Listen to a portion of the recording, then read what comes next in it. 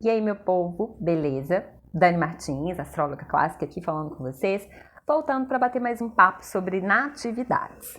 Ontem rolou uma entrevista no Flow Podcast, que vocês devem ter ouvido falar, foi muito comentado nas redes sociais, eles quebraram recordes mundiais de audiência e tudo mais. Uma entrevista muito boa, por sinal, e eu fiquei com uma pulga atrás da orelha com o entrevistador e resolvi abrir o mapa natal dele para dar uma olhadinha e vir aqui fofocar com vocês. A entrevista foi com o Lula, né? Candidato à presidência do Brasil, e foi feita pelo entrevistador Igor, do Flow Podcast, como eu disse. Já abro um parênteses aqui para dizer que eu nunca tinha visto esse podcast na vida, então eu estou realmente por fora de todas as polêmicas que envolvem esse programa. O que eu posso dizer é sobre o que eu vi ontem, né, que é a entrevista, eu achei simplesmente excelente, eu fiquei impressionada com o desempenho do Igor. Bom, o Igor Coelho, apresentador e entrevistador, né, desse podcast, nasceu em 26 de abril de 85, no Rio de Janeiro, e ele tem um sol em touro. Como eu não tenho o horário de nascimento dele, eu não tenho um ascendente. Mas uma análise rápida que eu fiz do mapa dele, eu penso que tem a possibilidade forte dele ter o ascendente também em touro. Ele fisicamente, inclusive, parece um tourinho. Não sei se vocês conhecem, mas procurem aí saber para vocês verem se vocês concordam comigo. Mas o que me chamou a atenção dele, claro, não foi isso, né? Foi um bate-papo longo. Eles falaram sobre diversos assuntos, o Lula falou da trajetória do PT, falou sobre as propostas dele, falou sobre a Frente Ampla pela Democracia, da escolha do Alckmin como seu vice, e por aí vai. Nossa, um bate-papo bem legal, mas o que me chamou a atenção mesmo foi um fundo meio anarquista nas falas do Igor. Especialmente quando ele diz que não vota desde 2012, porque ele acredita que todos os políticos são mentirosos. E ele fala isso muito naturalmente, né, à vontade mesmo, na frente de um convidado que é político há mais de 50 anos, né? Foi aqui que minha curiosidade optou, porque eu percebi um tom muito aquariano, muito forte na fala dele. E abri o mapa dele e pimba, né? O Igor tem um Júpiterzão em aquário. E se ele realmente tiver touro no ascendente, esse Júpiter tá cravadinho no meio do céu.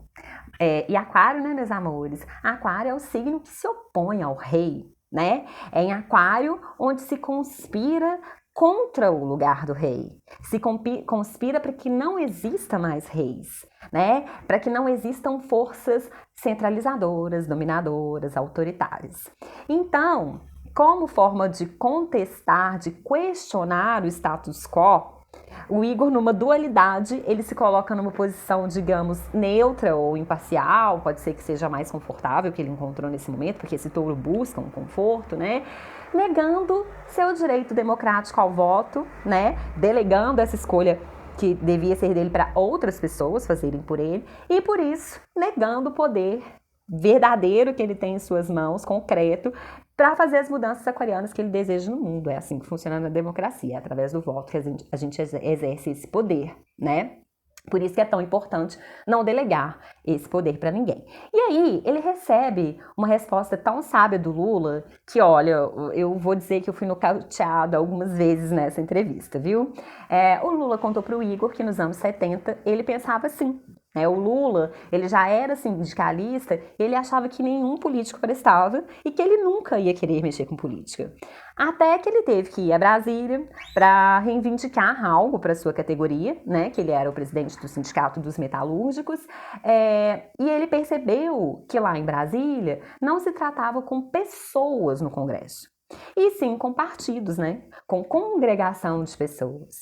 E foi então que ele entendeu que para a parcela operária e trabalhadora que ele representava pudesse ter voz no Congresso, era preciso criar um partido. E aí nasce o Partido dos Trabalhadores. E aí o Lula então fala com o Igor, né, que se ele não acredita em nenhum político mesmo, assim como o Lula não acreditava nos anos 70, quem sabe não é o caso do Igor entrar para a política, né? E para representar ele mesmo as coisas que ele acredita que não tem representação na política, no Congresso, na vida pública, né? Ou então que ele ao menos procure com mais cuidado, porque não é possível que no meio de tantos candidatos o Igor não vai encontrar pelo menos um que o represente, ao invés de ficar delegando para os outros o seu poder, né? Que é o de votar. E aí, né, bum, uma explosão de ideias na cabeça da gente, né? Mas, claro que a fala do Lula foi muito mais consistente, mais forte do que eu conseguiria resumir aqui, afinal de contas, né, Lula. Então, eu realmente recomendo que vocês assistam o podcast lá no canal no YouTube do Flow Podcast. Fazia tempos que eu não via uma entrevista tão boa como essa. Eu vou deixar aqui na descrição desse vídeo o link para vocês irem lá, se vocês tiverem interesse. Bom, e para finalizar, né, é importante dizer que é claro que vai depender das escolhas que o Igor fizer na vida dele, mas essa força aquariana que mora bem forte dentro dele, ela foi impulsionada pra caramba ontem. E eu ouso dizer que não só a força aquariana que reside nele, mas a de todos que ouviram e que venham a ouvir esse podcast, especialmente porque nesse momento estamos com um aquário muito forte nos céus, né?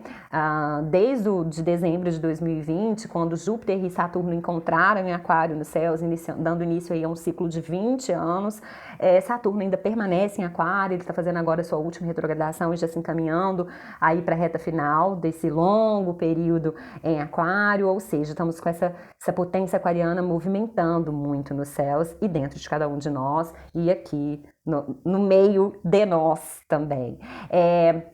Eu penso, né, que depois dessa entrevista com o Lula, se o Igor tiver aberto para isso, obviamente, ele tem novos e preciosos elementos para avançar longos passos aí em sua missão aquariana nessa terra. É sobre. Tchau, tchau, pessoal. Até a próxima.